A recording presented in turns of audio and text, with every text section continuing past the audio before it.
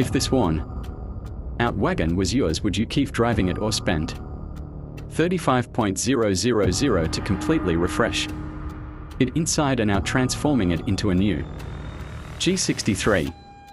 This is a 15-year-old G550, and right now it's in pretty rough shape. All the upgrade parts are ready, and in just 1 week it can look like this.